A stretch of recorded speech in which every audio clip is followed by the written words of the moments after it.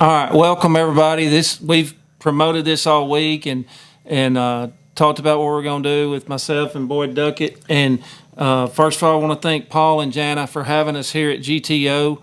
I can't thank them enough. He's got the setup here with Micah running things, so it's awesome. And a couple people I want to thank. One is that helped make this possible is Bass Mooch. Bass Mooch has now bought Profound Outdoors. Nothing's going to change there, all the molds and things like that. So we get a lot of that from year to year, different things happening in the fishing industry, but they're not going to change. The only difference is it'll be called Bass Mooch now. So they just purchased Profound Outdoors, and I got to be the one to announce it. So hey. I guess Timmy's probably off on a beach somewhere now. Waterland, Thump Gel, Plenum Medical, and the Bill Dance Giant Bass Open. We may talk about that a little later. Tournament that Bill Dance is doing now. I don't know if y'all have heard about that. We talk about a lot of times with these anglers what they're going to do after fishing, and of course Bill Dance. I mean, he can do anything he wants, but he's starting this new virtual tournament across the country, and we'll talk a little bit about that. But I know everybody came to hear about forward-facing sonar and came to hear from the man himself, Boyd Duckett with MLF. So y'all can ask questions. We can see the questions on TikTok. We can see them on Facebook. So y'all ask whatever you want. And we're going to talk about the new limitations to forward-facing sonar, how forward-facing sonar has affected bass fishing, and what you're going to do about it. Yeah, and what you going to do about it. That's right. Yeah. Well, I guess the open would be I wish I had all the answers correctly, which we don't. But one thing that we have for sure is we understand that we are in a new era, coming into a new age. It's currently forward-facing sonar, but really all of technology, right? As technology comes into our space, how do we manage it? What does that do to tournament fishing? And there's two sides, really. You have bass fishing and the enjoyment of bass fishing, and forward-facing sonar, which is a wonderful technology. I mean, I love it. It's fun to go do, and it promotes opportunities for people to target fish they haven't in the past, and to probably have a better experience on the water. But in tournament fishing, it has been so dominant because the technology offers us advantages we didn't used to have. And so that's presented a problem in tournament fishing in participation. And so that's really what the cause is. So, as a league and as a tournament organization, but just as an angler, just like you, tournament fishing's always meant a lot to us. And there's a lot of us in or out of a tournament organization that understand, how much fun, that's our passion. We love to go if it's a 20 boat derby or a 200 boat, $5,000 entry fee event. We guys like to tournament fish. So where our head is at Major League Fishing is, what does it take to get everybody to come together and participate together? Because one thing I'm certain of, I've mentioned this earlier, what we can't do in our space and what will hurt all of us in our space is if we divide. We can't have forward-facing events and non-forward-facing events because you can't afford to run them. The participation isn't high enough to make it work. We also don't want to frustrate our anglers and run them out of our sport, because collectively as a group, we're way stronger when we find a way to come together. So that's where our thought is. Whether we do it right or do it wrong, or we're part of the way there, it's about that. So last year, moving into the season with Bass Pro Tour, we started playing with some of the possibilities of what seemed to be the right amount of forward-facing time, so that technique integrated into professional bass fishing, but didn't dominate. And so we ended up at about a third of the day. It's a really cool dynamic to be able to choose when that happens, which they do on the Bass Pro Tour. And that's been really well received by anglers and fans, and most of our fans are anglers. So following that philosophy, that's sort of where I am, is I think that we need to start now thinking about how can we take that to to other tournament trails, what technology needs to be created so that we can have that controlled amount, that roughly 1/3 of the day appears to really helped make Bass Pro Tour, make all of the techniques. Guys spent 30 years learning how to throw a crankbait better than you can, throw a jerkbait better than you can, punch better than you can.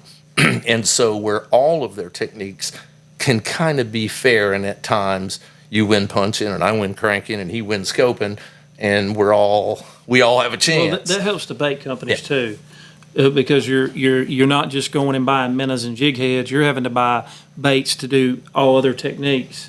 We're going to get into the how do you police it, but the thing is, can we bring those people back?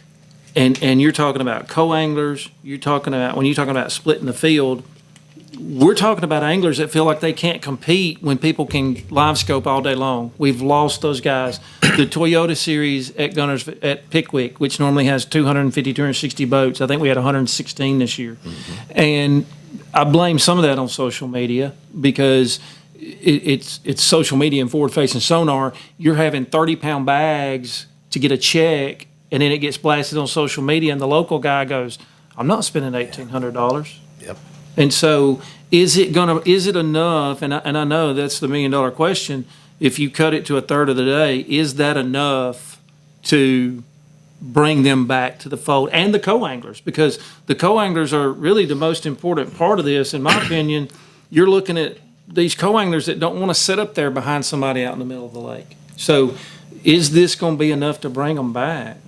And that's a good question. I don't know that I know the answer, but I think that for sure, if collectively as an industry we can agree that some amount of restriction is needed, and I think most that I've talked to, we've agreed to that, then the only thing we have left is to figure out how much. So because of the overwhelming positive response to Bass Pro Tour, 1/3 seems to be a really good place to start. And maybe it's a 3-hour period, maybe it should be a 2-hour period, and those adjustments can be made. But I think we should all collectively, for sure, not fight about, let's ban it, let's keep it at 100%. Yeah. I think we need to all come together and realize that it's only fair. If I went to if we created a technology, a cranking technique where it dominated and it was the only thing you could do to win a bass tournament, everybody doesn't want to do that every single day and may not have a history in that. They're Greg Hackney, not that he can't throw crankbait, but I just use him as an example because Hackney's an unbelievable flipper. He understands things that took 30 years to reach that skill level. Oh, yeah. So to strip, so you can't strip an angler from that. Same goes for forward facing.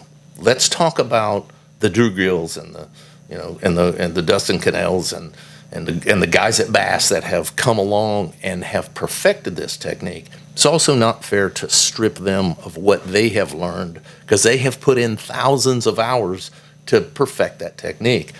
So to me, the question is, how much fits? Is it a 2-hour period or 3-hour period? And the biggest, because I've done videos about restricting it, and the biggest question I've got is, how do you police it? And here's my answer.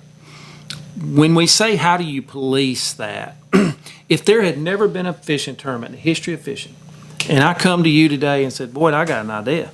We're going to start a fishing tournament. We're going to send 200 guys out there to let them catch their 5 biggest fish and come back and weigh in. The first thing you're going to ask me is, how do we police it? Yeah, that's right. But now we just take for granted that people are going to be honest, and most of the time they are. Occasionally you get somebody that's not. And I know that there's going to be issues. We're always going to have issues with people not doing the right thing, but we've got to start somewhere, because I'm not a guy that thinks you should ban forward-facing sonar. I think there's an issue. I think that we need to do something. I don't think banning it's the answer, but we got to start somewhere. We do have to start somewhere, and so when, like some of the other tournament organizers we've talked recently about, as you know, we launched the Score Tracker Live, available to all tournament organizations, coming next year. And that's the same question again. It's how do we control that? If they're weighing their own fish. But the first answer would be, you have 2 pages of rules. How do you enforce those, right? So we're starting at the same question. And we use polygraphs in our space. The same thing, I'll say this, because I've worked really hard the last year or two, our whole team has, to see what's available to us in technology. But technology, which caused our problem, is also going to solve our problem. It's amazing what's out there and is coming so rapidly now. I can envision where we have video of all the anglers that compete. I know that there is AI available that, bass is a snowflake. And so, everyone's different that way. A biologist can determine that. I can't. Me and you can't look at it and tell. But weighing the same fish twice, putting it in your tank, that was when somebody asked me that question. Well, AI can look at that if you held it to the camera until you got your green light, and then you couldn't weigh that one again. So, it's interesting how much technology will help us govern that we never had. So you opened the door there, talking about that. Okay. So you and I have talked before about tournaments. I've always been a big proponent of catch, weigh, release. I think if we're going to do weigh-ins this time of year, we should do 3 fish. Where I've made a statement that I thought within 5 years, everything would be catch, weigh, release. But you think it's going to be sooner than that? I think the majority will happen sooner than that at 5, but 5 years goes by pretty quick, in our time. But I think you're dead on the hammer in that the weigh-in days are leaving us. And I represent the biggest weigh-in tournament organization in the world. We run more tournaments and have more weigh-ins than anybody. So huge challenge for us to overcome. But I think that there's enough information out now via the states. And the states are really driving. State of Alabama, right here where we are, Auburn did post weigh-in mortality testing, and a lot of the states are doing that right now. And I communicate with them, and they're finding information that none of us that fish. Look, bass fishermen care about their fish. I mean, there's 1 in a million, but most would do anything to make their fishery better and take care of fish. But we're learning things now that we never knew about post-weigh-in mortality. So catch, weigh, release, very positive from that standpoint, and I think that it's going to come whether we want it to or not. So we're scrambling to figure out how to do it and govern it, and those are the issues that we're working on. So we're fully prepared because he's right, guys. It's coming. You can't stop it. So back to the limiting forward-facing sonar. You talked earlier, before we started, I'd asked you about the co-anglers, about what were you doing for the co-anglers, and you talked about making the regionals closer, where those guys can travel easier. And I mean, obviously that we want the co-anglers to come back. We talk about high school kids being the future of the sport and college kids being the future of the sport. Co-anglers are too, because I talked to Justin Lucas was a co-angler. Okay, a great co-angler. Yeah, sure, yeah. But there's a lot of these guys that are fishing professionally. They were co-anglers at once too. And Lake asked me a question. We went to Sam Rayburn this year in the Toyota Series, and he fished it. And he looked at me and he said, "Daddy," he said, "if it wasn't for forward-facing sonar, would we be here?" I said, "Oh, yeah. Daddy would be fishing and you would be a co-angler learning." That's where we would be. That's where we would be. Because live scope, I mean, we have to admit that it put a lot of these younger guys on a fast track to stardom, fast track to success, not taking anything away from them because they worked at it too. But it did.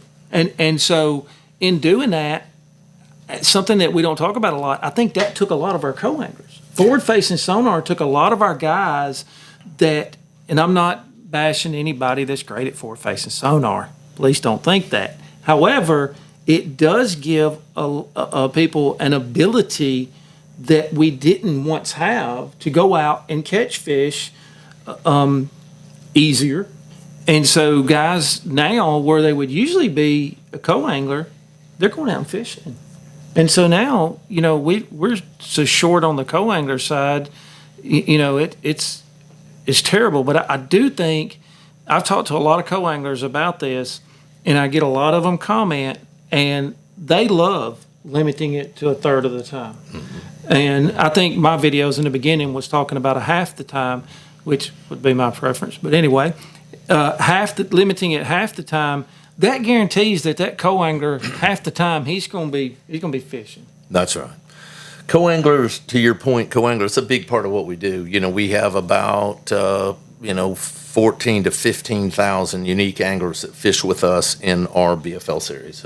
Toyota Bass Fishing League, Phoenix Bass Fishing League, that provides us both Toyota Series and Phoenix Bass Fishing League. Those are the ones that come into our space. Those are the new guys. I would say most of the pros started, as a non-boater or a co-angler. I know, back in the red bands, you same situation when it was draws. Yeah. You could sign up. That's how I started. I fished red bands from the back of the boat, and then I got a boat, and I fished from the front of the boat, and went through the evolution. So the co-anglers are critical for us, and not just the restriction of forward-facing sonar, but also, like you said, the local regionals, and we're in a process now, and I'll say it. Don't know what the result's going to be, but we're really looking hard at cost. We're $220 for the boater and $110 for the co-angler, and we are playing with. I'm not promising anything, so don't send me bad mail if it stays the same. Okay, but we are looking at everything, and it may be that cost is an issue, and so maybe we have to have a little lesser entry fee, and which might make it a little lesser payout, but whatever it takes to keep our participation and keep people fishing is what we're here for. So co-anglers matter to us, and we're going to fix that. Well, that was the big thing that I was wondering was, would it bring the co-anglers back? And with forward-facing sonar, obviously that's been the hottest topic through this year. And people, the live scopers would say, why don't we schedule it? We can fix it through scheduling. Some of them say, we could do half the tournaments with, half the tournaments without, because doing it that way, the argument that I get from live scopers is, if I'm only getting to do it part of the time, then I'm gonna have to practice for both. Well, bless it. Yeah. Bless it. Yep. But I get half the tournaments with, half the tournaments without. But guys are saying, well, why don't we schedule it? And that's one thing that, as much as I talk bad about Bassmaster, I give them credit for their scheduling. Weather helped them a little bit, but this year in their tournaments, half the tournaments are going to be one with it, half the tournaments are going to be one without it. Now, MLF, you're going to have to do, you have to do both, because it's a third of the time. But, that's the scoper's question is, well, why can't we just schedule better to where it's not all scoping events? And what do you say to that? Because, we know what lakes we can go to that's not going to be one scoping. However, some of the scopers have proven us wrong on that, too. I never thought Okeechobee would be a scoping lake. Never thought Okeechobee would be. I wouldn't. Jacob Wheeler won at Santee when they were spawning, and it was during a flood, and the water was the color of the red in the GTO sign, and he won scoping. So yeah, it's crazy, but I think that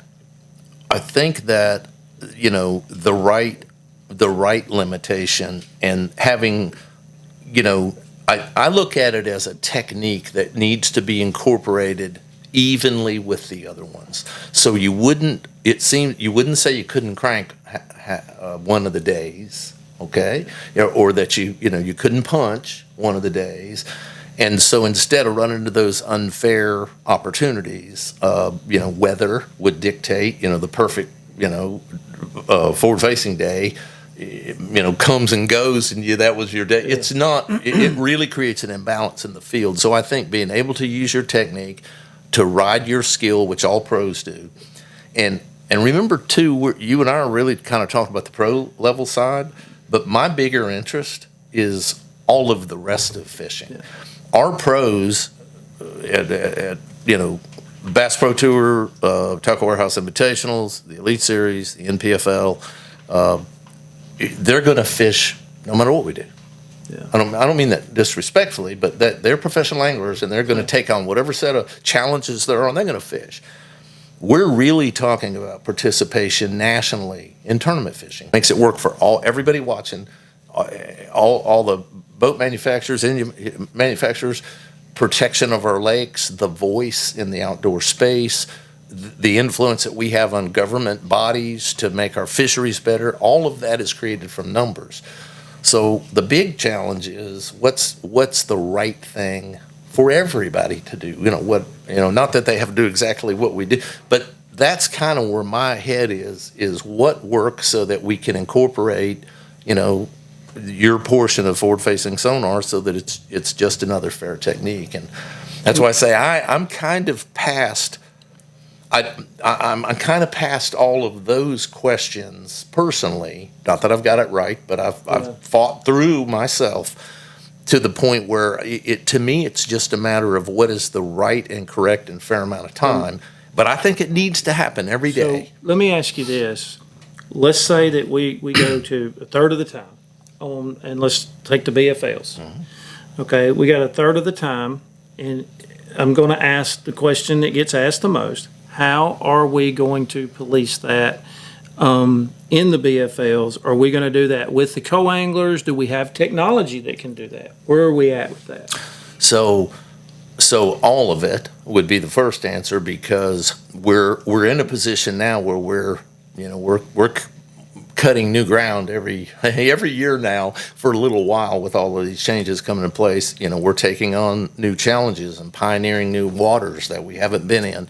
But I think that it's pretty easy with the co-anglers, but I have also, for us, but I'm thinking more about all of the weekend tournaments and all of our local reservoirs, the 150 boat tournaments. I would like to see everybody be able to do it and to create unity within that would take technology. And that takes technology. So along those lines, we work with Precision Sonar.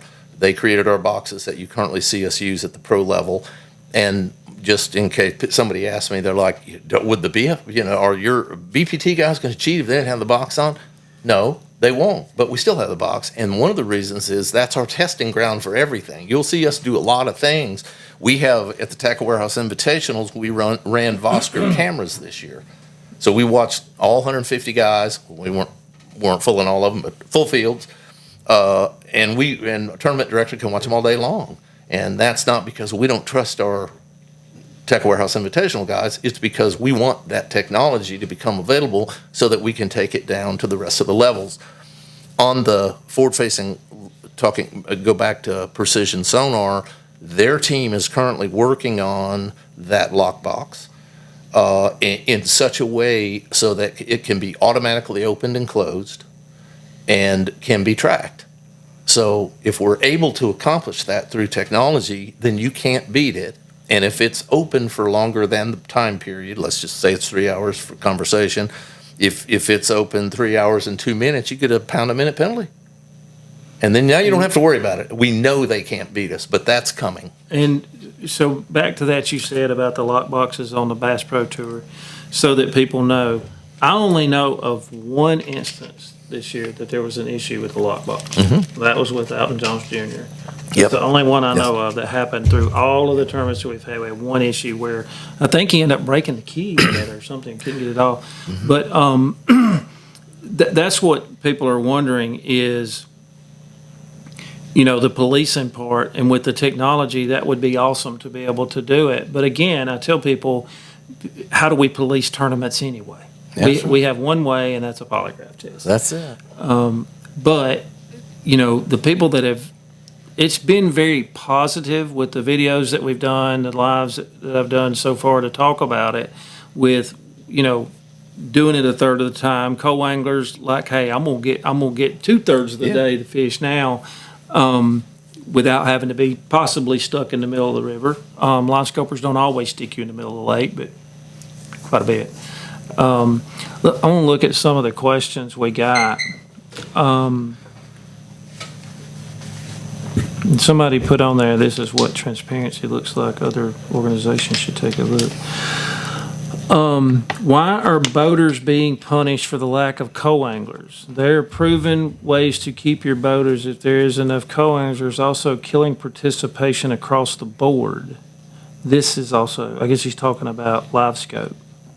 Because this is, I guess what he's asking is, this is punishing the boaters for lack of co-anglers. This is not about lack of co-anglers. It's helping co-anglers. It will help co-anglers. But you told me a long time ago, it's about making sure that more than one technique wins every event.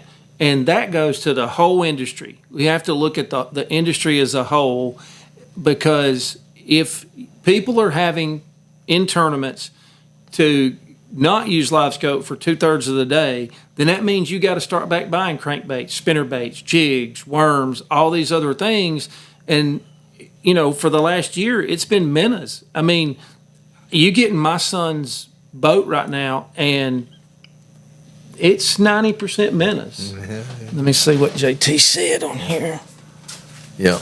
Look at some of the people are saying, take on up all the this. entry fees, do away with the co-anglers. If we do away with the co-anglers, then those guys don't end up being boaters. And we got to look at the future. Brent Reeves, it's about money. Co-angler numbers are way down, which costs money. Well, absolutely. 3-piece landing. See, I disagree with it. So this guy says, quickest way to wipe out the younger anglers in the sport. So let's talk about that. Okay. So you and I talked about one of the decisions of what you're wanting to do is make it kind of standard all the way up. BFLs all the way up. But you're banning it at the high school level. Mm-hmm. So talk about why you think it's, because one, I'll say this now, and I've said it a bunch of times to people. That didn't help your high school trail by banning it, numbers wise. Mm-hmm. And I said to people, he did this for the better of the sport, not the better of the organization. Because that's not increasing your numbers by banning live scope. Nope. But talk about why you did that. So here we are at this point in time, and this is just maybe between the two of us, but we believe that something close to 3 hours a day of live scope is in there. So what does that mean? That means that 2/3 of the time you have to know how to and learn how to do all the rest of it. Okay? So if you come into the space and you take advantage of the technology as a high school angler, and you learn how to use whatever your brand of forward facing is, when you move to the next level, you don't know how to catch them, and that's a disservice to those anglers. So for me personally, right, wrong, or indifferent, but we're giving opinions here tonight. Yeah. I believe it's imperative that you learn the rest of fishing in addition to your opportunity to use forward-facing sonar. And so that's why it's been at that level. It also creates an economic barrier, honestly, and I've always been, I'm all about tournament fishing. I think I don't know why everybody in the world doesn't do it, but they don't. But there are a lot of kids who want to participate in our sport, and we need them. Okay, our industry needs them. We need them to come into the space because we're stronger, and it makes better tournaments and better payouts, and it creates the revenue that everybody wants more money. And it all comes from that participation and those sponsors having the ability to contribute. It's a cycle. It's an economy, is what it is. So to prohibit them, and here's what we saw early on also in high school, another element. You have some families that are wealthy that had, 5 sonar screens, and they had a $120,000 rig out there competing with kids that wanted to be part of our sport, that grew up, more from what I know about you, you're pretty close to how I was. We didn't have anything to go out. Well, we wanted to go and be part of it. And it's not affordable. And if it just dominates, so for all of those reasons, and to your point, it wasn't for, and it didn't increase our participation, maybe helped keep some of those high school kids that were leaving because they couldn't afford to be there. Families couldn't afford to be there. That's why high school doesn't need to be part of this. But college on. That's what I was going to ask. Are you going to limit in college as well? I think everything should be limited. I'll say again, not sure we have it right, and tournament organizations should consider whatever works for their group, okay? But I think it should be limited everywhere, and it's for the purpose. Remember the overarching purpose here. We kind of split as a group, all of us. And we have, guys that love forward facing, guys in the middle, guys that hate forward facing. But what we do have statistically all across the nation is we have less participation, guys. We have worse tournaments. Our local opens that used to have, even here at Guntersville, it's one of the heaviest tournament participation lakes in America. And we have tournaments that are annuals, whether it's a fundraiser for, Children's Hospital or whatever it is, and they're down 30 and 40 and 50%. And a lot of it, when you talk to anglers that aren't fishing anymore, they don't want to be part of all this chaos, and forward-facing sonar had a big impact on that. Guys want to have a chance. They just want to have a chance to get a check. And from the results here, and certainly at the pro level, it's not a bad thing. Hey, remember when mapping came into our space?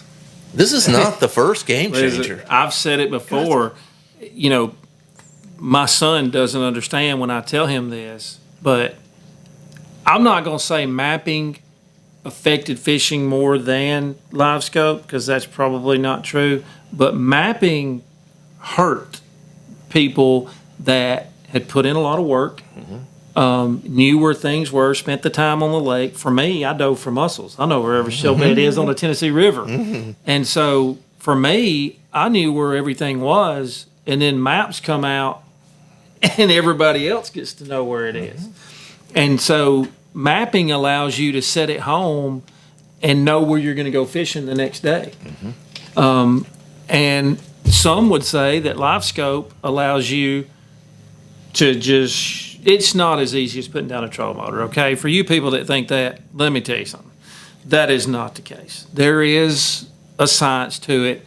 There is a reason that there's you got these 1%ers. It's not easy. However, it's not easy to be great at it, put it that way. But mapping hurt a lot.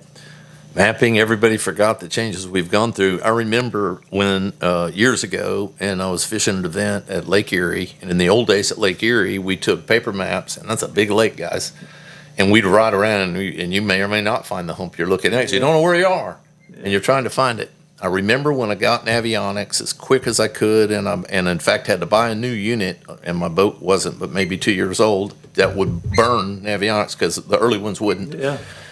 And I went and I found this shoal on the Canadian side, and I think it was a Bassmaster Invitational out of Sandusky. And I ran all the way over to the Canadian side, and there's a one little hump here, and I had caught some big fish on it. And I just drove straight to it because I had mapping. And before that, like you said, you spent all 3 days trying to find a shoal, to fish. And there was a boat, a local boat that came up in that event and was mad at me. Came up next to me, and he demanded to know who showed me this, because it was a rock pile about as big as this room, and he demanded to know who showed me that. He was so mad, and I'm like, I have mapping, and it's on the map, and I just drove here, and it had fish on it. I've been fishing here from, my granddaddy showed me this place, and there ain't no way you found this place. And then he's right, there's no way you would have. Yeah. I had to show him on my map the rock pile. I said, come and look at this. Just ease over here. He said, that's my map, and we're right here. Where you see this little triangle? That's us. Boy, he didn't know how to respond. Yeah. And so mapping, prior to, me having an active target, but prior to that, mapping was the overwhelming change. And I was an offshore angler early on and spent a lot of that time, and I know how hard it was to get there, but it's not the first change. And listen, right now we're talking about forward-facing sonar with a 15-degree cone angle and that limited technology. What about the next technology increase? What about when when this technology is 360 and not just 15, and you don't have to move around, and you don't have to follow them or find them, and you're just looking? What if that happens? Oh. And what about what comes after that? There's 360 coming pretty quick, and it's just going to get bigger and bigger. Knox had a question in here, and I had heard this before. What if you made BFLs a team event? Do you think that would hurt participation? Because I know that's been discussed about combining weight. What do you think that would hurt? I mean, for me, I can answer one part of that. For the really good anglers, boaters, they don't want that. Mm-hmm. They don't want that, and they don't want somebody that's not as good of an angler for their co-angler to look up and catch a 6-pounder and add to that person's weight. That part, I think, would be frustrating for the boaters. But do you think it would hurt participation doing that? I think that what we have, which is a known quantity that a lot of anglers like, you have to really be careful when you talk about making changes to something institutional, like the red bands becoming the BFLs and now what they are. But that tournament league goes back to the beginning for all of us that are old enough, that aren't past fishing to know what it is. And so we have talked about, and another change we made for the co-anglers was the 3-fish limit to help, make it to where you didn't get that far apart, where and we expect that will help participation because everybody is kind of involved. But if you did combine weight, and we don't currently have any plans for 26 to do this, but I think it's kind of cool to consider letting the boater fish their weight and letting the co-angler fish the combined weight. That would certainly be good for the co-anglers, and it wouldn't take away from the boater, because he'd still have his weight, and the co-angler wouldn't mind. You would have the co-anglers pulling for their boater. You got that right. You could bed fish all day, and the guy'd be happy. Just let me catch 3 back there. Just point me out 3, and I'm good because I got a 3-fish limit, and all the weight you catch goes on my paycheck. Yeah. So that's kind of a neat idea we've talked about. No, not saying we're planning to do that, but there's some combination. No. Okay. Okay. No. So. JT Harden said, "Get Boyd a smoke and some Woodford." Thank you, JT. That's the way he and I sit around. Yeah. People are talking about one of the biggest comments I've seen on here about co-anglers is having to get a link and having to get a co-angler, and that's one of the problems you're trying to solve with this. Is to bring those co-anglers back by limiting the time that you're going to use forward-facing sonar. That's one of the things that's trying to be fixed here is to bring the co-anglers back by doing that. And again, nobody knows the right answer. If we knew the right answer, we wouldn't be talking and y'all wouldn't be fussing.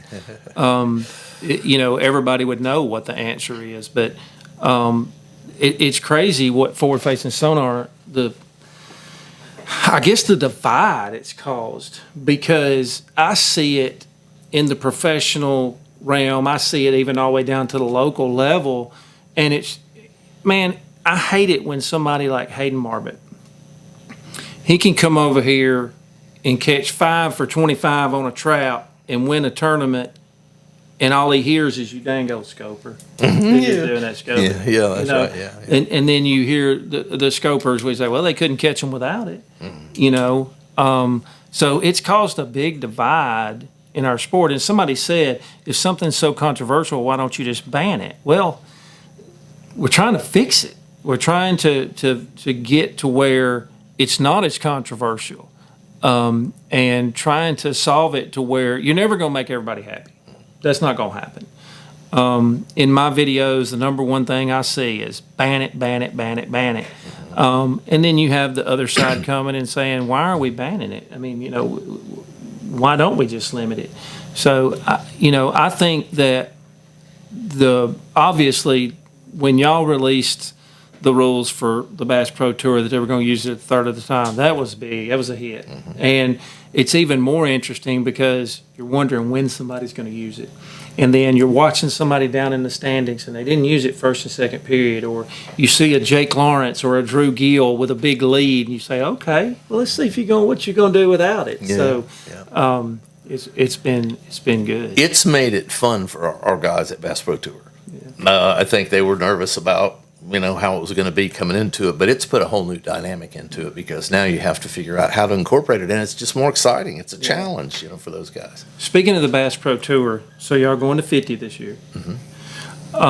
Be 51 because we had it'll be 51 one more year through the gap year.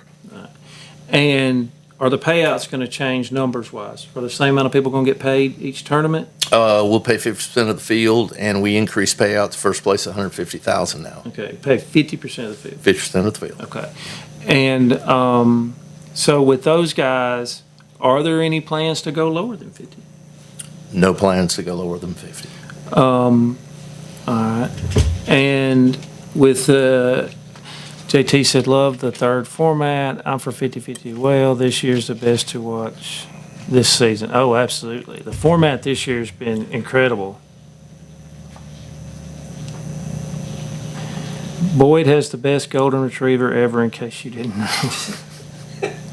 My buddy. That's Knox. Hey, somebody else called me and said that you had a son that was a rock star. Is that true? Well, you got to put it in perspective. So I have a music background. I was in the music industry 10 years. Got a lot of friends in the music industry. We're a country music family. That's what I did. So we got 5 big ones, Jennifer and I do, between us, all grown and gone. My oldest son plays music and plays out and country music. So we also have a 12-year-old and who has no interest in country music, and his buddies listen to metal and everything from Nirvana to Metallica and Slipknot and Green Day and just a whole genre, all these different sounds that we traditionally haven't done. Had no interest in learning anything I knew, and I tried to teach him how to play acoustic guitar, and he didn't do it. So when he was 10 years old, which is just 2 years ago, he asked for an electric guitar and an amp for Christmas, I believe, birthday or Christmas. I think it was Christmas. So I bought a $40 amp. I mean, something I was sure I was going to find in the driveway, probably, and $100 for the whole setup. And he started playing electric guitar, and he didn't want to take music lessons. He's a pretty shy young man, and so I downloaded an app, the Tabs app.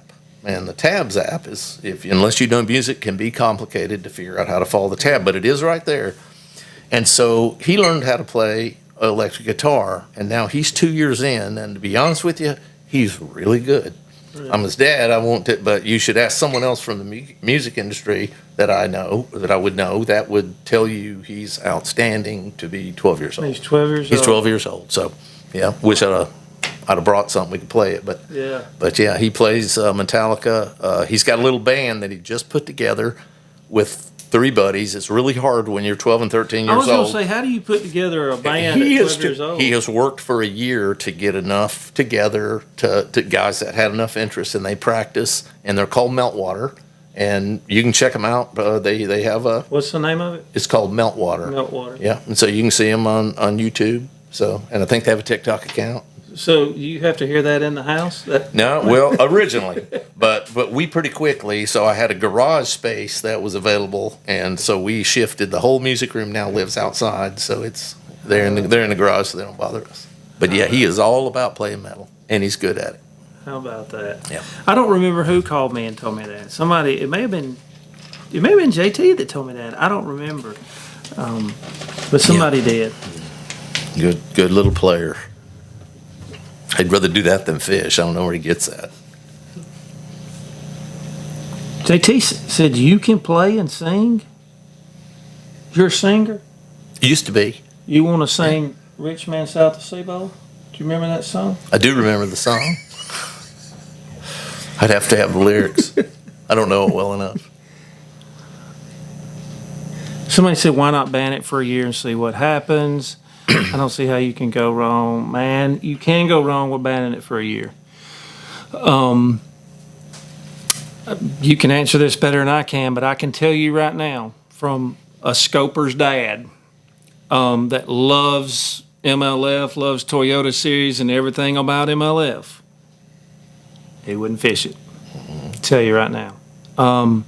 There's a couple of anglers who I won't say their name. Obviously, I talked to them, guys that fished invitationals this year, that when they heard, there was a lot of rumors, and that's why I called you. There was a lot of rumors going around that y'all were going to do one day with scope and the next 2 days was without, and guys were like, I'm out, done. Yeah. Because what you had in the invitationals was guys that would be leading or be up in the top day one, and then day two fall back down.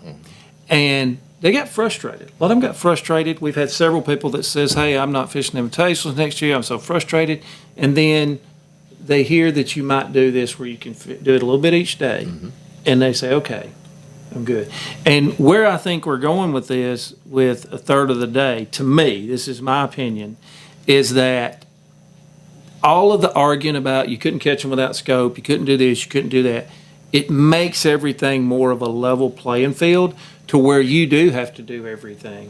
And I'll tell you something, the people that's all about banning scope and saying that you can't catch them without them, you're going to have people like the Drew Gills of the world. We've seen it this year with Drew Gill and Jake Lawrence.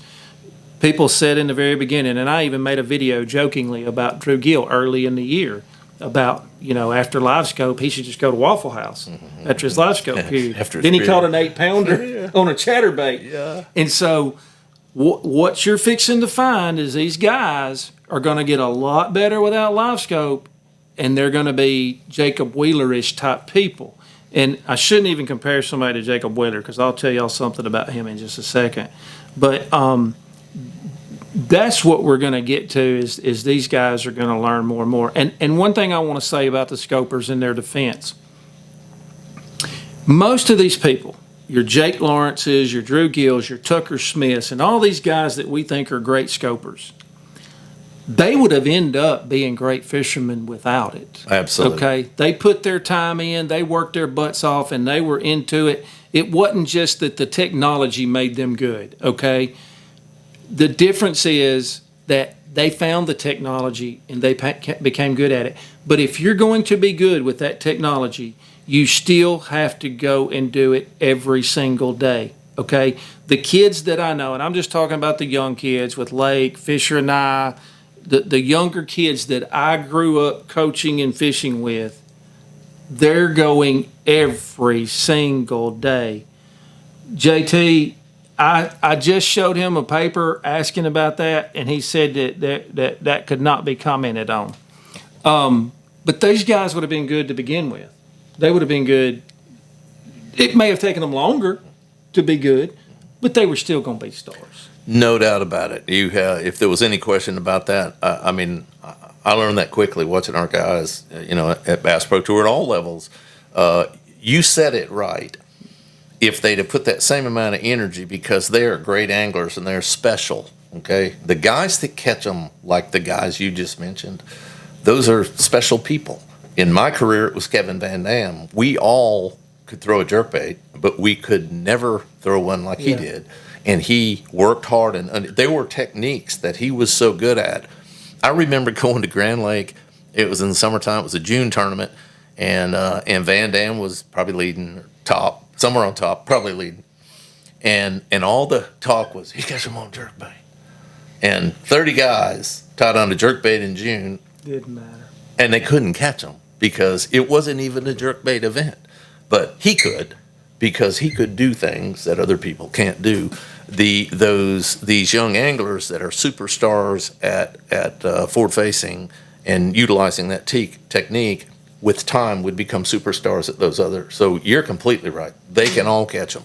Is there an adjustment? Yes, they'll have to. If you came into the sport and you only learned the forward-facing portion, you're going to have to learn those other techniques. But it won't take them long. No. I mean, those are great anglers. Well, and I use Fisher and I as an example. He and Lake fished together coming up some in high school. And now Fisher is recognized as a scoper.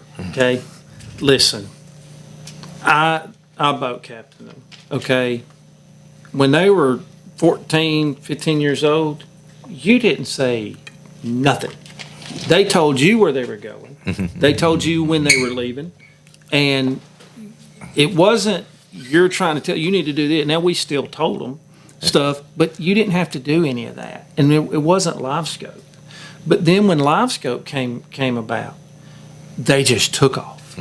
And Tucker Smith's another one. You know, Tucker Smith won 3 national championships on Kentucky Lake. Wasn't because of live scope. The last year, him and Hayden Marbett won. They caught them on bars in 3 foot of water on top water.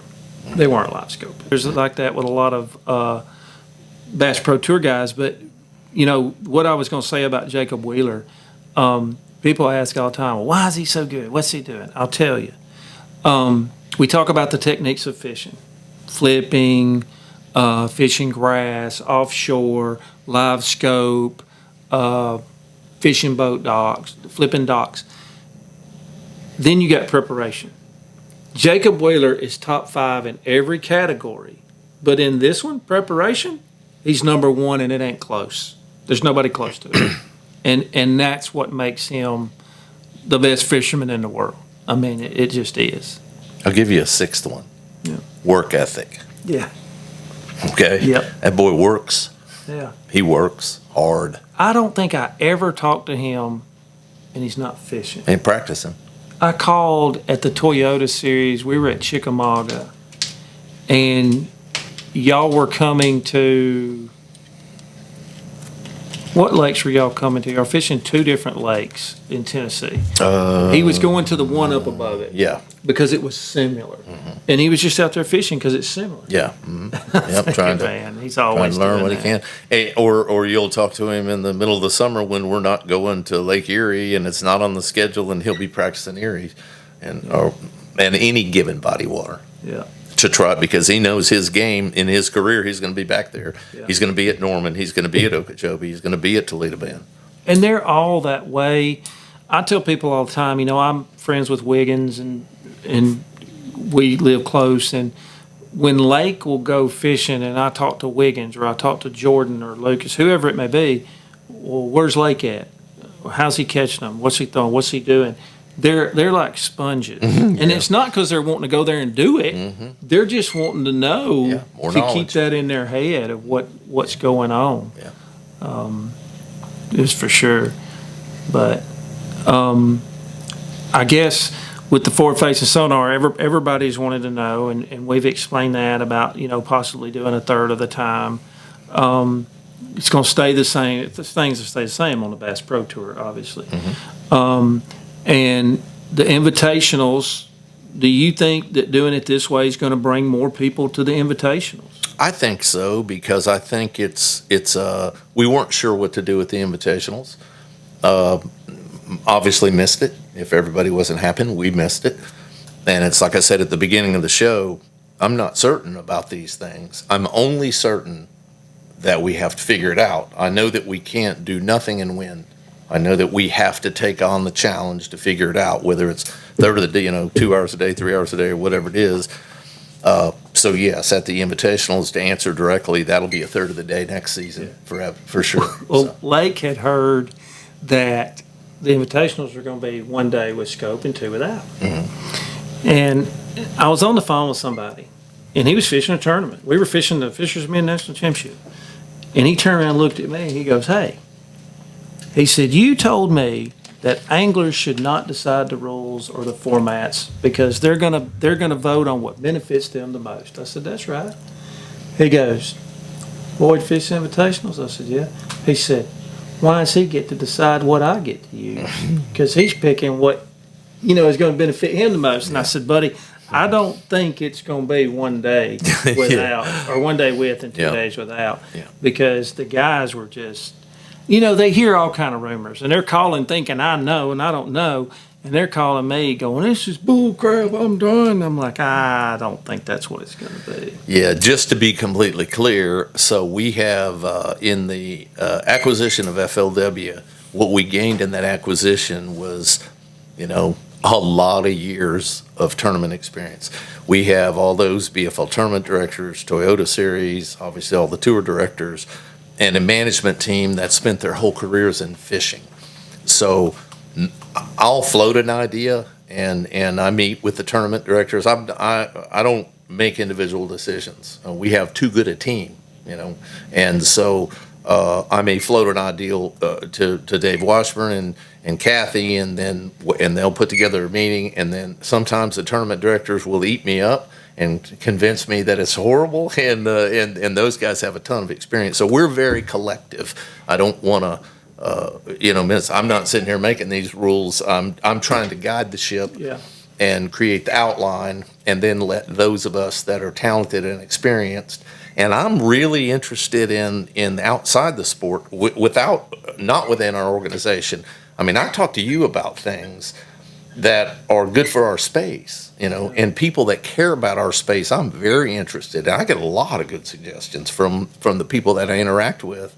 And that's why, my opinion is that this is a collective industry problem. This is no question. And so collectively as an industry, we have to bounce it off of each other and find that right combination. But you and I talked earlier, this is the only sport, and some people may not call it a sport, but this is the only sport that we don't have a governing body. We don't have a governing body that says, hey, this is the standard. It's each organization is creating their own standard. Could you see that? I know we couldn't right now because we have three different owners of the three different organizations. But could you see that where we had a governing body that kind of dictated some of those things? I think that would be hugely beneficial. I think the difference is that all those other sports you mentioned are single entities. That's the difference. Yeah. So if all of us collectively, we just partnership with all the three tours that are available, if we all got together and created a single league, still ran all the tournaments that we did, then it would fit. It would be very much in place. But I think as long as you have, our sport is one of the only one that's, of all the successful leagues, they all have one entity. Yeah. And I think that's fundamentally the difference. So another question, before you were MLA, or before you acquired FLW, the Cup events were very profitable. Mm-hmm. And you get FLW, and now you're a league. Is there any talk about mixing in Cup events, going back to some Cup events, or anything like that? Because it was so successful. And now, it seems like we need something other than what we have of just straight tournaments, because those Cup events were awesome. I mean, we still watch them on YouTube. We go back and watch those. So is there any talk about maybe coming back to that? Well, what we did with the Cup events is we shifted them to the team series. So basically it's the same format, same timing, same budget, really same airtime. We kind of replaced the same air slots, but we shifted Cups to the two guys in a boat team series.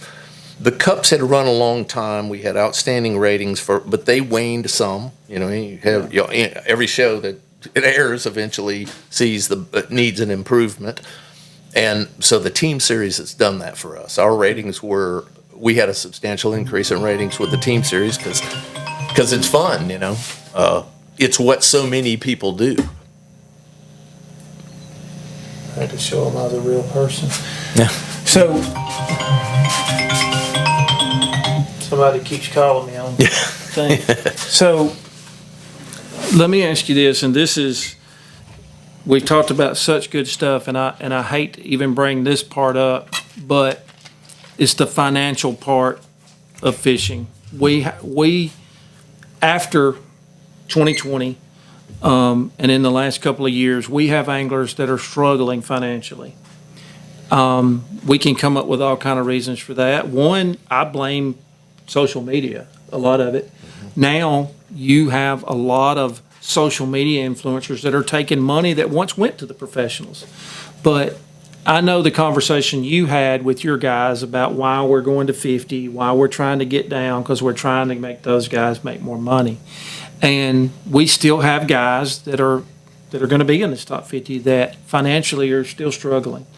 Do you think that once we get to that 50, that's going to help? And how is that going to help? And the reason I ask that is because you and I both have deals with different companies. But, yeah, when we get to 50, now we've got 30 guys. I'll throw Matt Lee out there. Mm-hmm. He doesn't fish anymore professionally. Mm-hmm. But are we saying that the money that used to go to Matt Lee or Cliff Crochet or whoever is going to come to these guys? Because it doesn't seem like that happens. So how are we going to make these guys benefit more financially just by cutting to 50? How do you see that happening? Well, so putting in perspective, when the 30 more anglers are in it, like any tour, you have 30 more entry fees being paid. Remember, our whole lives have been in tournament fishing. The largest sum of money paid out has been from the entry fees. That's not changed. We'd all love to see it change, but that requires our sport growing an audience. That's what we lack. The difference between us and golf is audience. It's just, that's it. And the difference between the golf and NASCAR is audience. And the difference between NASCAR and the NFL is audience. Now all the money is tied to the value of the impressions that an audience provides. So that's the 30,000 foot start at what it takes to make professional bass fishing grow up. So it's incumbent on the leagues, and we certainly lead that with the amount of television and live stream that we have in all the places.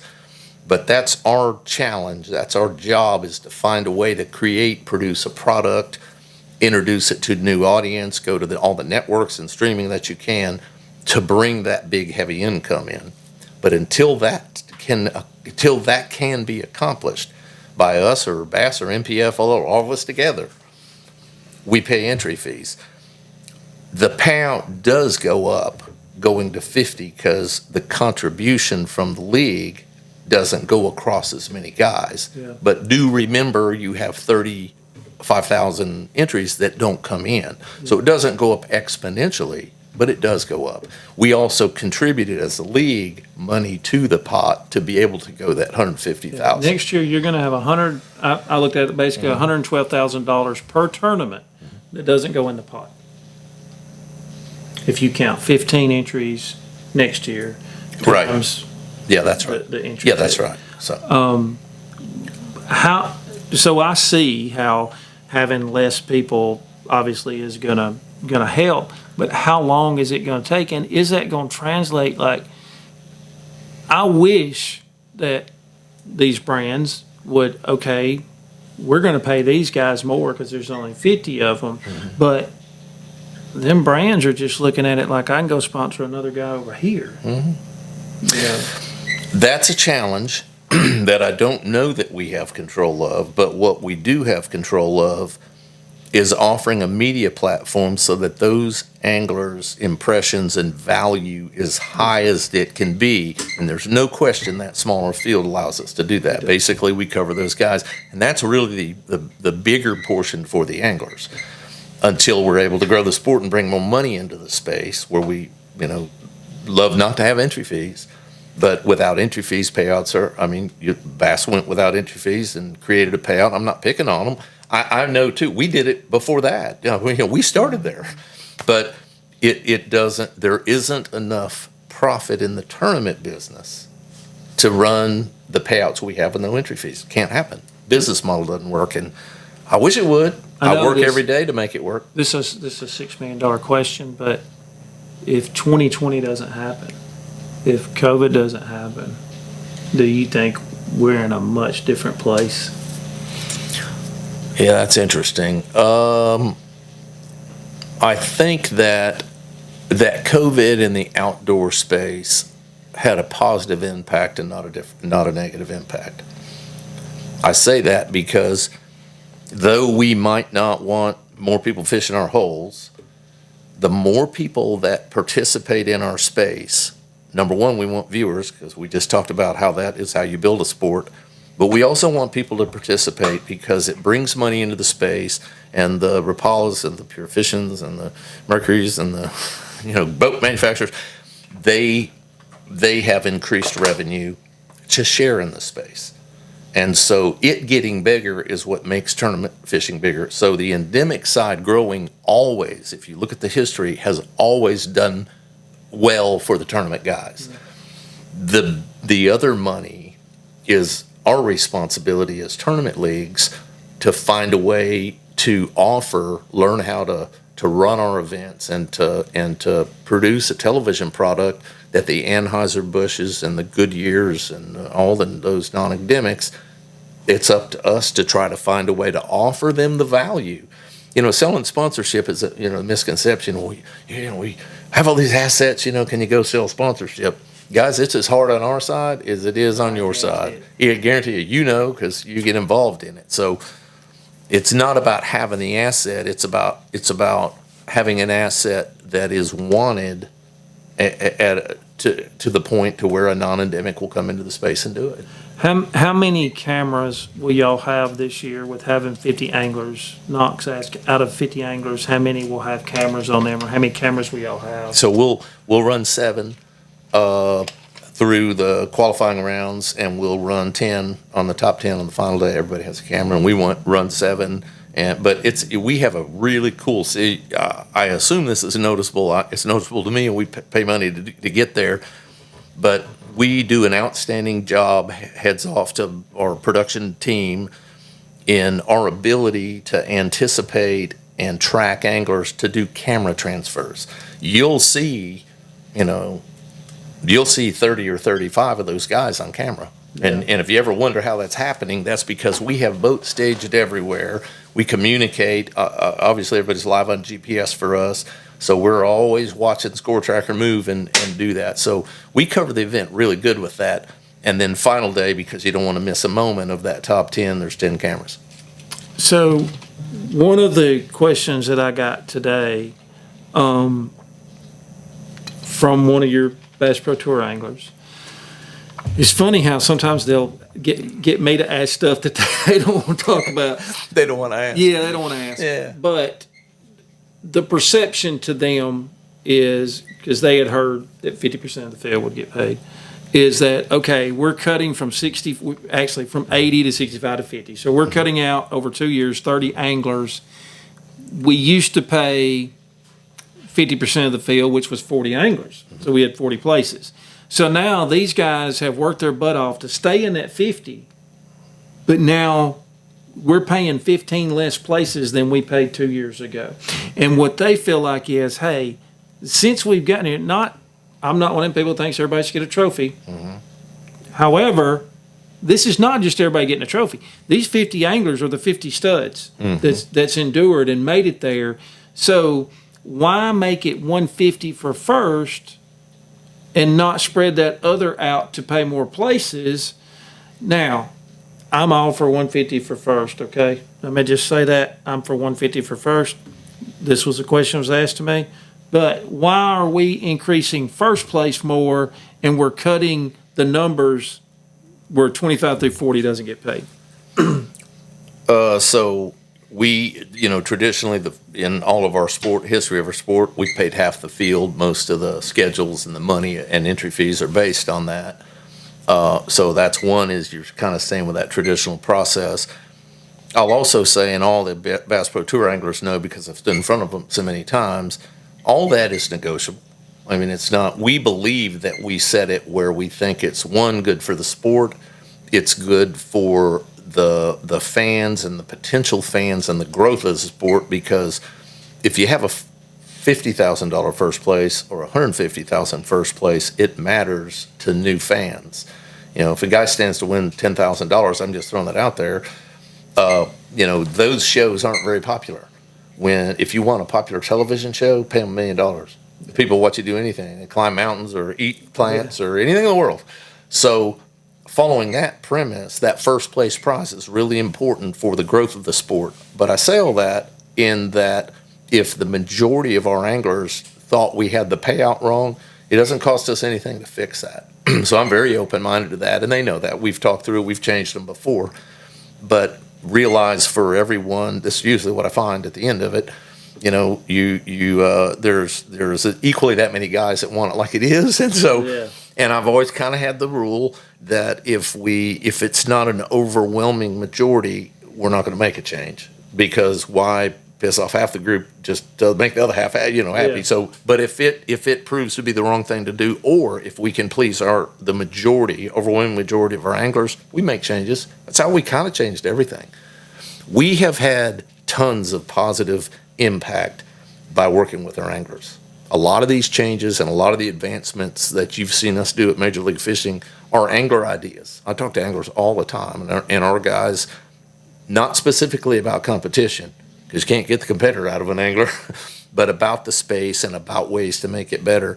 It's our anglers are smart guys. It's what they do, and they do it all the time. And so I'm always open to hear what they have to say.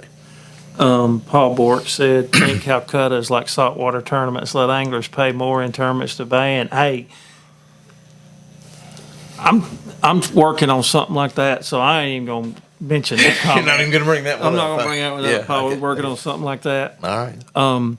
But yeah, I mean that's I like the idea of them getting paid more. Obviously, I mean I love that idea. I do too. I want professional anglers to get paid like people in professional sports. That's the whole goal. I push for that every single day. You know, it's just how do you make it happen? I don't know.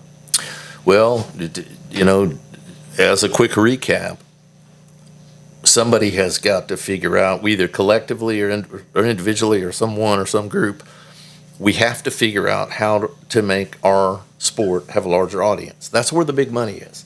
Every other sport. How many people do you think watch tournament fishing? All leagues. All leagues. How many people on a Saturday, no matter if it's Bass, NPFL, MLF, how many people are actually tuning in watching tournament fishing? 500,000. That's what I say. Yeah. And I think I may be high.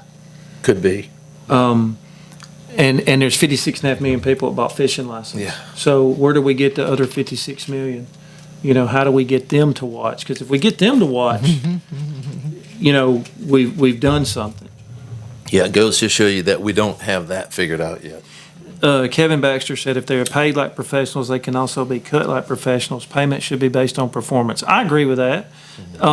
You know, if we're paying them like that. But what a lot of people don't understand, especially a lot of these young guys coming out of high school, coming out of college, and we were at the national championship this past week, and the tournament director told them, said, listen, don't let this early success go to your head. And you need to go to college. You need to get that extra experience and even maybe that degree. I'm going to throw a number out there, and I'm just guessing, okay? But I'm going to say there's 103 guys that fish the Bassmaster Elite Series.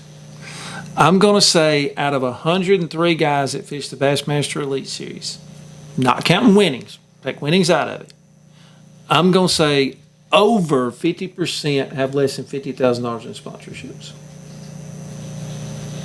Yeah, I agree with that. And so when people say that it's a pay to play, it is somewhat of a pay to play. It is very difficult if it's like you're talking about that high school angler that's in a John boat or whatever it may be to work his way up to fish a professional tour. It's hard.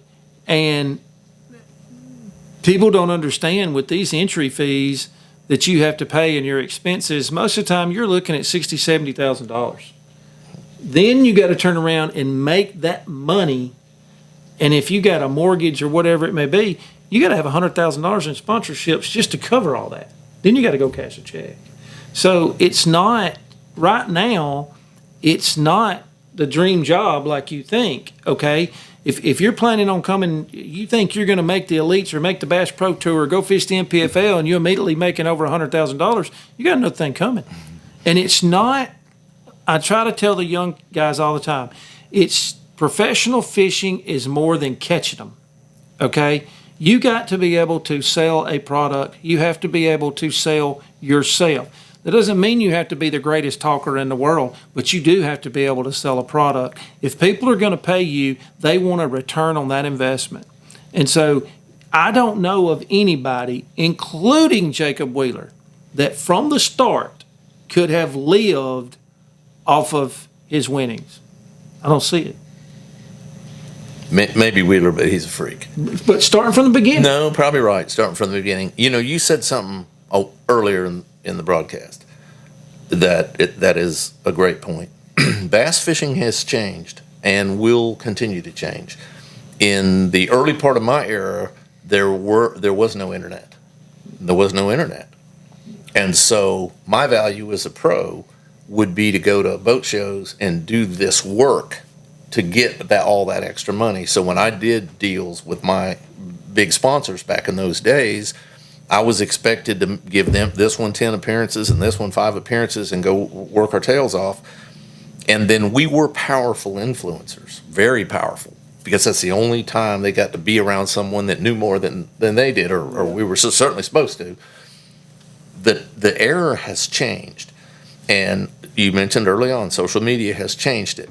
But that doesn't mean that you can't make it as a professional bass fisherman. What it means is you got to be able to catch them. You have to be willing to work. Look, no matter what you do in life or any career you choose, guy that works it hard is probably going to pass you. Okay, yeah. So you know that fundamental item never changes. But if it requires being a social media influencer, do it. Learn how to do it.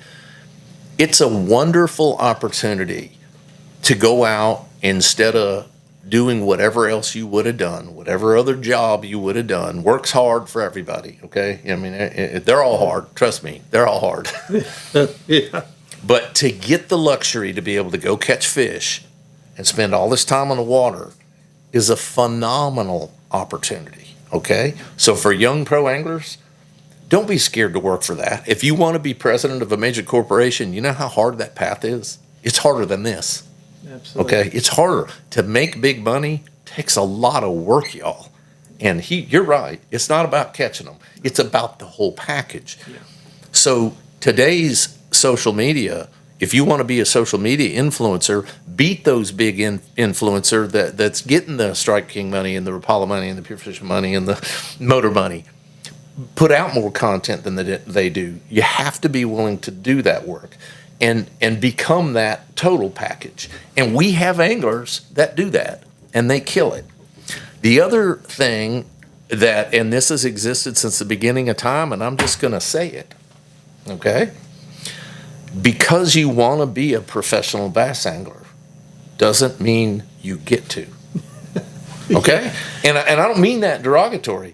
My whole life, I have seen wonderful people come and not make it in our sport. Guess what? Golf pays really good. It's easier to make it here than it is in golf.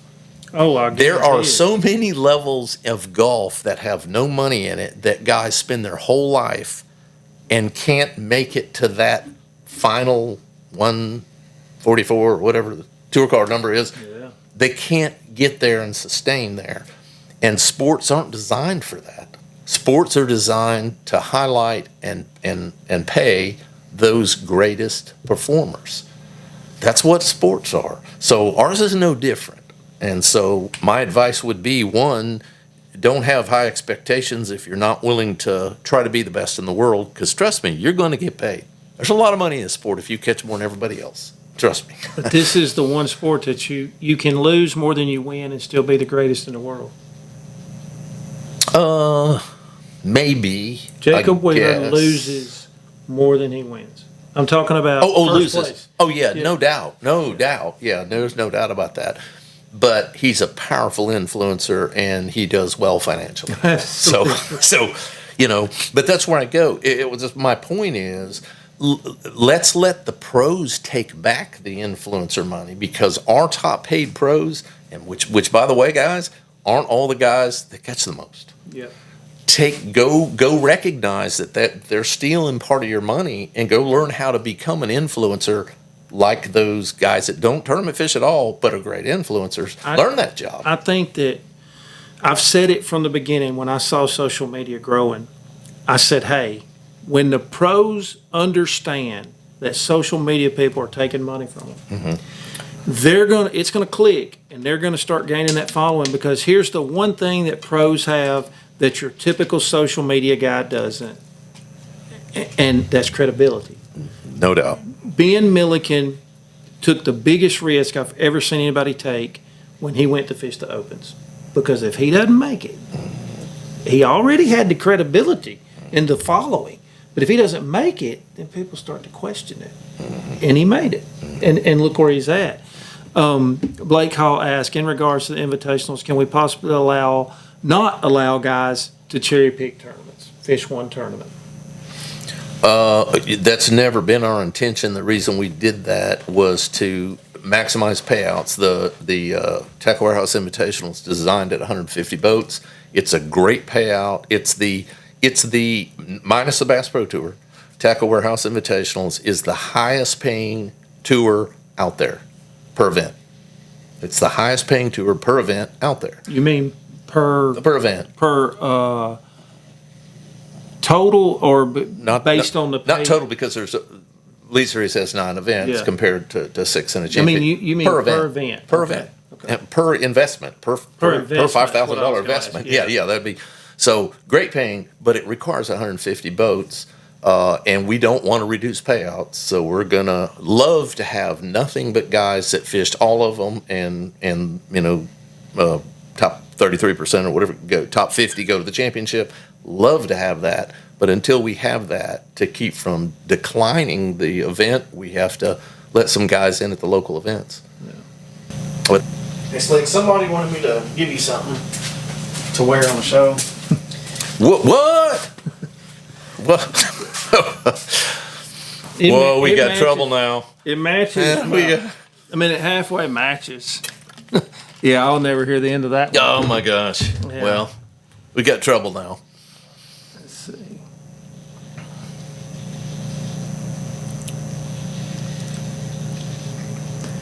What happened to the online betting on fishing? That seemed like it was a potential to change the money in the sport. No doubt, and I don't know who this individual is, but we've gone through several companies. We did a deal with Ballybet, and Bally came into the space, and we had sponsorship with the full intention. We're really, with our real-time scoring and with having officials for verification in the boat, online betting has a ton of laws and regulations built around it. You can't. It's not a controlled event. You can't have a controlled space, and if you look at every other event that can be bet on, it's controlled. For instance, you can't, if my guy's getting beat, you can't keep me from going out there in a wake boat and circling the other guy. It's not a controlled event.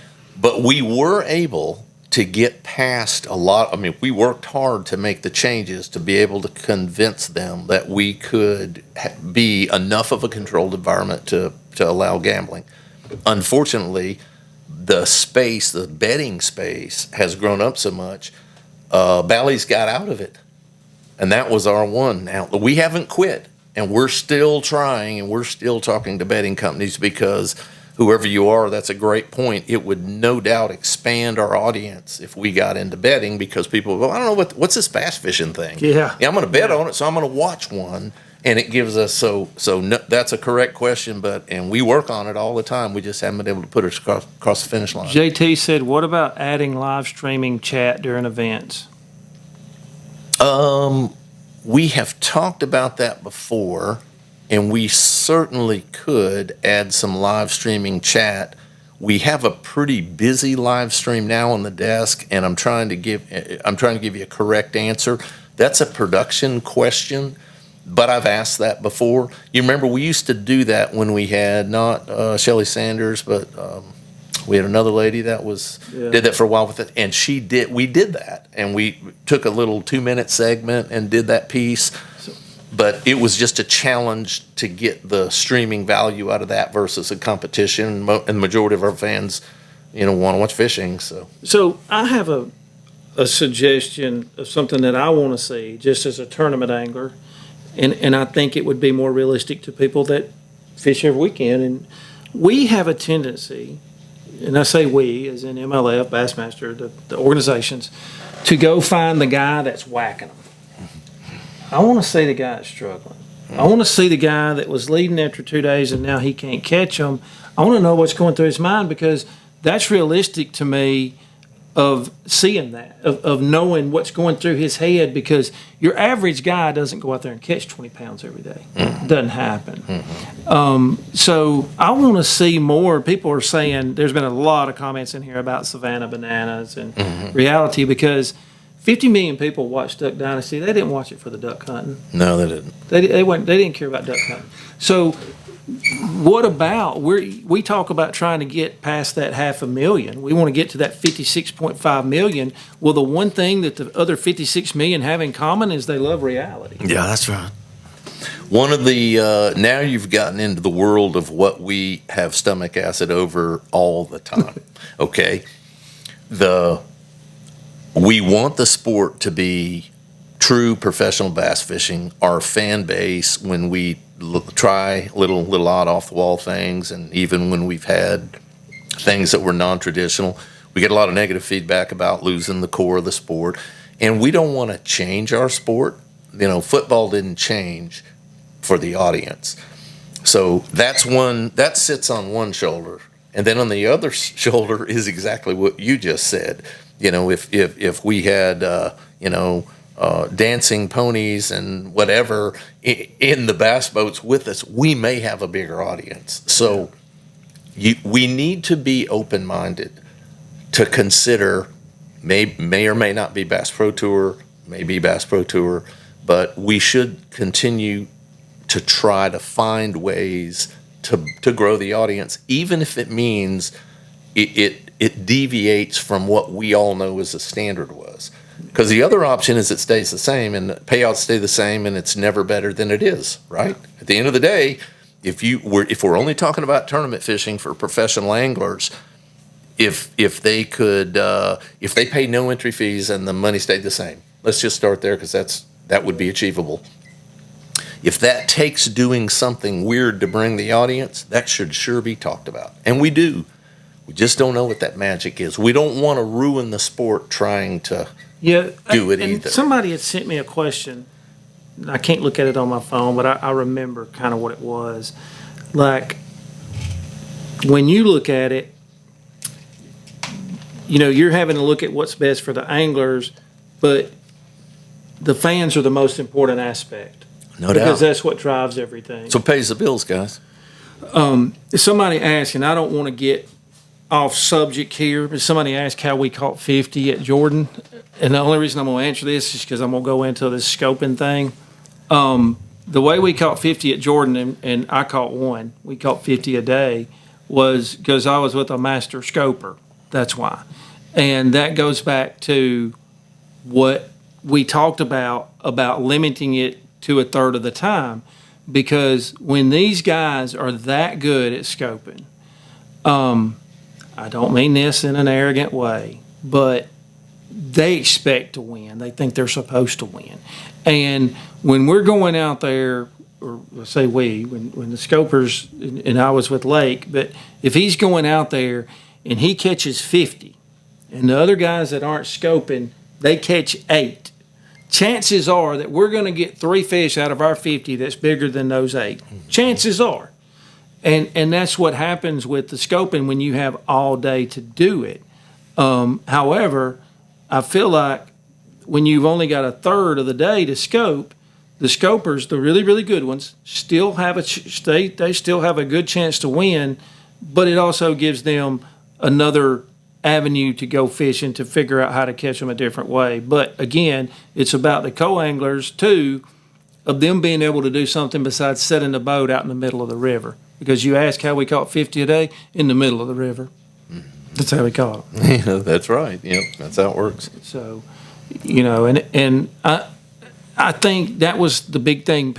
I don't want people to think, or I'm speaking for you right now, but I don't want people to think that the changing the live scope rules was not just for co-anglers. It's for the sport, and it's to make sure that, and you're the one that taught me this, because when you said it, that's when it kind of hit me, was to make sure that one technique doesn't dominate the sport. And the day you told me that, I started thinking about it, and I thought, now wait a minute, if that technique's not the only one, then we go back to selling the crankbaits and the spinner baits and all the other baits that we're wanting to sell. And, we can make the argument.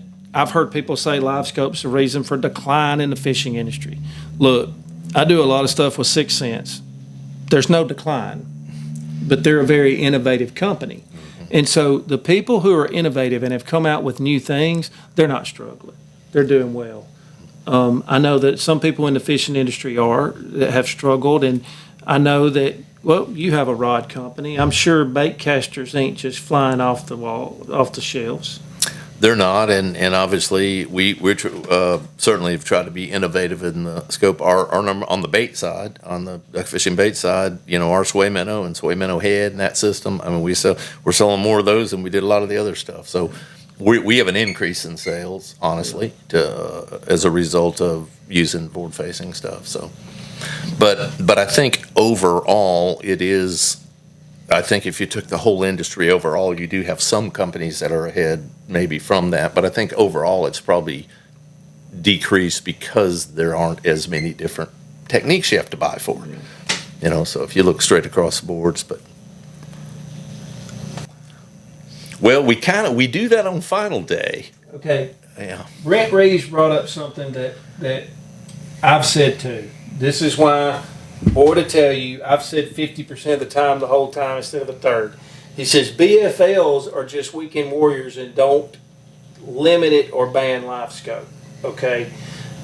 And I know, I'll let you answer that, of why are limiting it at the BFL level. Well, I think that, one, we have a decrease in participation from BFL anglers, and our tournament directors who are very close to our anglers. That's the number one reason that we have. There's a lot of guys that either don't have the skill set or choose not to. You just go to forward-facing sonar primarily.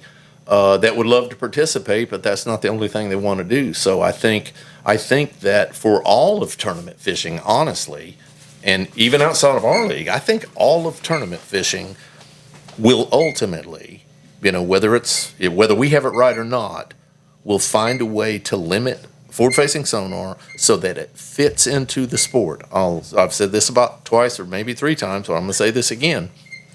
Individually, banning it only has the non-scope guys. Scope-only events only have the scope guys.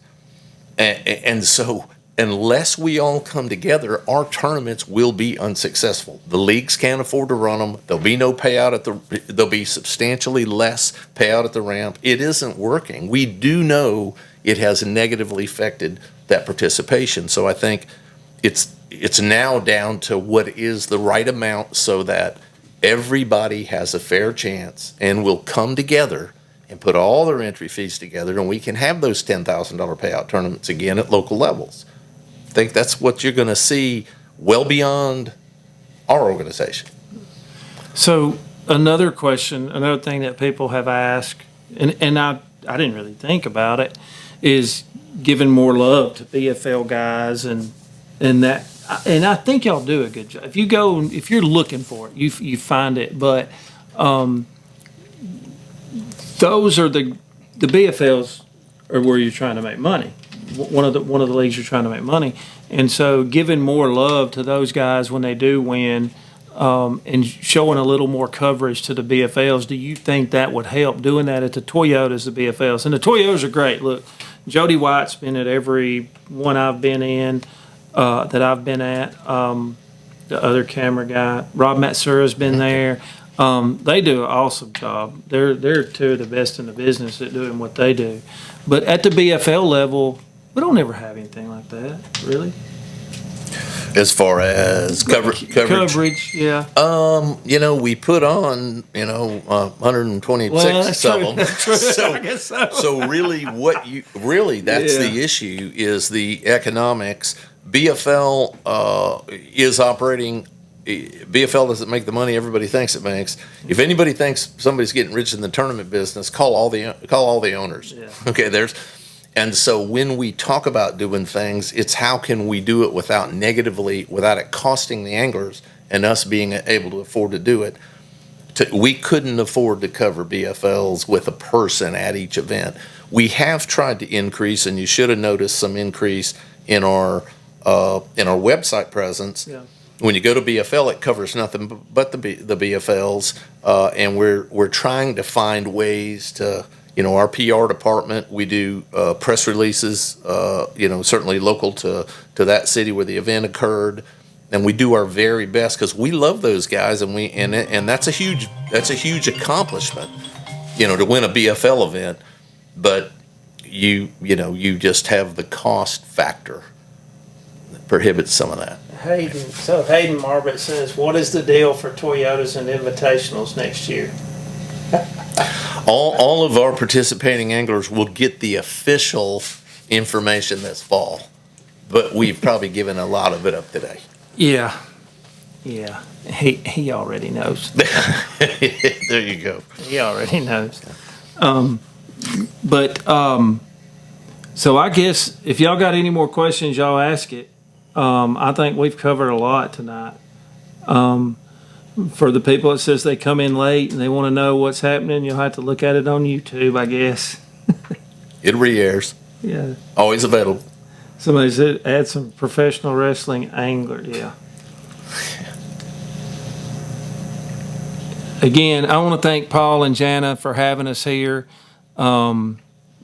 This is an awesome setup, and it was great because otherwise we were going to be at my house and you would have got to meet the cat, Floyd Buckets. Have you seen my cat, Floyd Buckets? I have. I've seen him. Black cat. He jumps up behind you sometimes. Yeah, yes, I've seen him. I've seen him.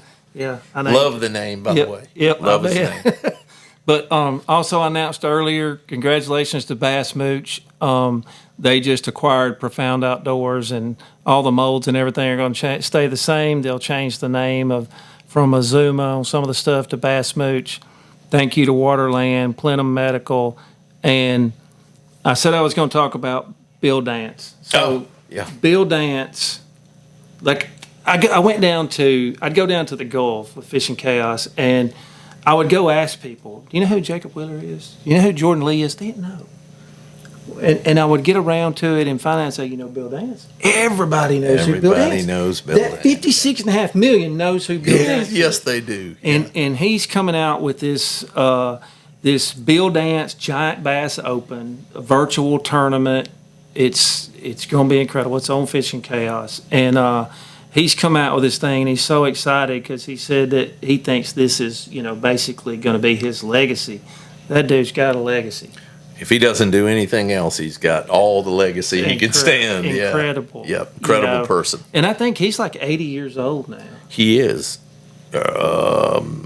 Maybe one or two. Is it not crazy? Like I guess you fished against. Did you fish against Roland, Jimmy Houston, and Roland Houston, not Bill Dance. Not Bill Dance.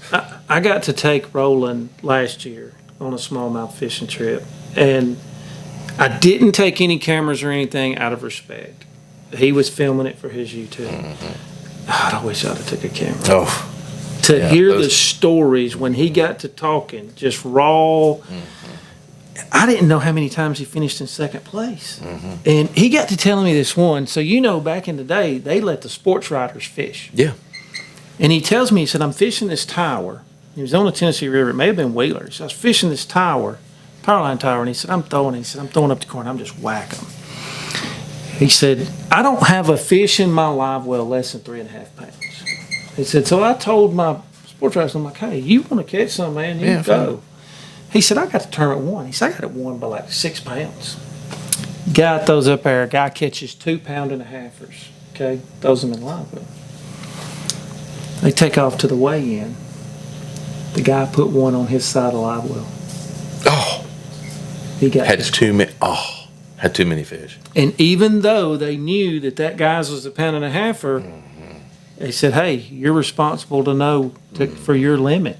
And he had one too many. Oh, wow. And so he told me about all these stories of where he had finished second. And man, I was sitting there trying to remember all of them, and I thought, "Are you kidding me? You didn't bring anything to record this?" Yeah, wow. And it was the most. It was awesome. I took him when I was 20 or 21. I took him on Whaler, but that was different, And to get to take him now after everything, it was incredible. That is special. A quick Bill Dance story. So at the tackle warehouse this year at Pickwick back in May, I stayed at their state park. We put in at the state park, had a room there, and loved to stay there. And went down to the restaurant on a practice day, and I'm sitting there eating, and I look, and to the side profile, I see a Tennessee hat and a guy that looks like Bill Dance sitting in there, and I'm like, why would he be here? So I walk over I'm not even sure it's him, so I kind of like walk like I'm going to the salad bar, and I see it's Bill, and I'm like, Bill, what are you doing? Hey, boy, how are you? Man, and he really didn't even know we were having the event there. And I'm like, why are you here? He said, let me show you these pictures. So he's filming a show, catfish show, below the dam. Man. And when he fishes below the Pickwick Dam, he stays right there at the state park. So he was just there fishing, and he's showing they had like a 78 and a 60 something, and then some other pretty decent, plenty enough, had a good show and all that. And I'm like, you're 80, 1 or 2 years old, whatever is correct, and you're catching, a 78-pound catfish down below the dam. It's like, 9 o'clock at night. They just get back in, and there's Bill. He's still out shooting and had a blast.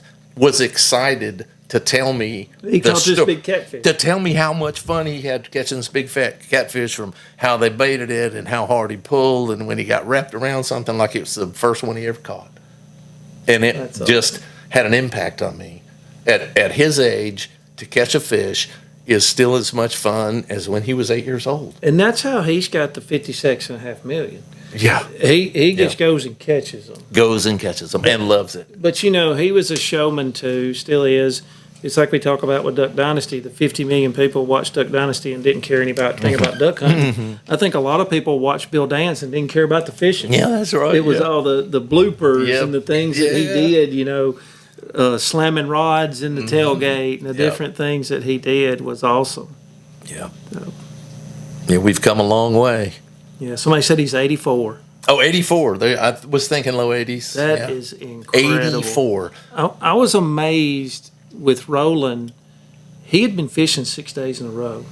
And we had won a tournament on Saturday, and a buddy of his called me and said, "Hey, Roland's here. He wants to go smallmouth fishing tomorrow." And I'm like, we kind of burned them up yesterday, but we'll go. Try. And so I wasn't going to pass that trip up, but I do wish I would have just had my GoPro for nothing else, recording the audio from that. Was incredible. That had to be.